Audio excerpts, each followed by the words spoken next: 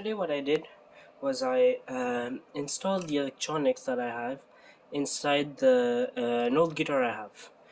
Basically what I did is just to test I did that just to test if they work. They work very well. I'm catching radio frequencies though. This is one of my problems I had with some other guitars I made. Well, the other guitars I made, I made two and they had the same problem. My theory with that is that I don't. This is the cover. This has a shielding tape on it, so as long as it's not on there, the frequencies will get through the cavity, get into the cavity and mess around with the wiring, and so that's why I'm catching radio frequencies. This cavity is not optimal for this setup, so for sure it's not going to fit inside. I'm going to take this apart again now. I just wanted to test it out, so just to see if it worked. So it did work. I've got the help from a nice guy called Sebastian Savoy. He's a technician guitars at Long and McQuaid in Saint Eustache, and he answered all my questions. He made me realize that I can save money basically by using parts of this guitar, because this guitar doesn't work actually.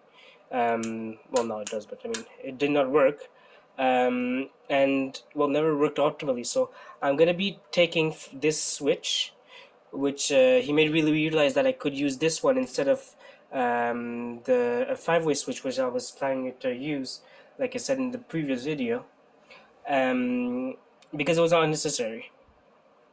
And I'm gonna use the back plate of this, since like I said the guitar is not working. So I'm gonna take the back plate of this. It's gonna save me $10. This switch is gonna save me $10. I'm gonna take the strap buttons too, which is gonna save me another $14.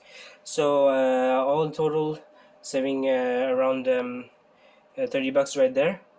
And plus, he made me realize that I bought some tuning keys. The tuning keys are the things that you use to tune the guitars, basically on the top.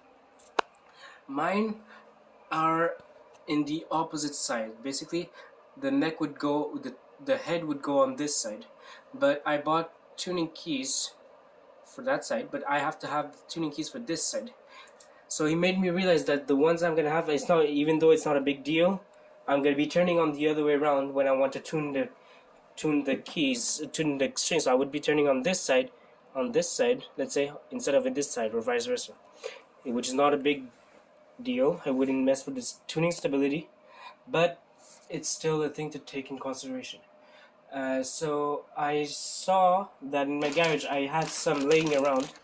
So, and these are locking tuners that I called. So this is what I actually wanted to have. This is a feature that helps for the tuning stability on the guitar, especially on a homemade guitar. You never know how it's gonna be, how stable it's gonna be. So I'm gonna be using these, which even my high-end guitars don't have.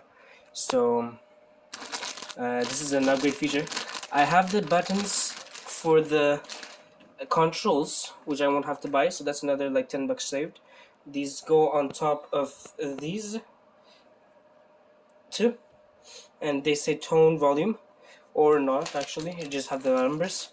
And this is one model I have. This is made out of plastic resin basically, and the other one is made of like just cheap plastic. Depending on the finish of the guitar, I'm gonna go with one or other, and that's about it. So, and the guy that I met in Long and McQuaid said that if I have questions, I'm gonna go see him. I have few things to sort out. I made the rest of my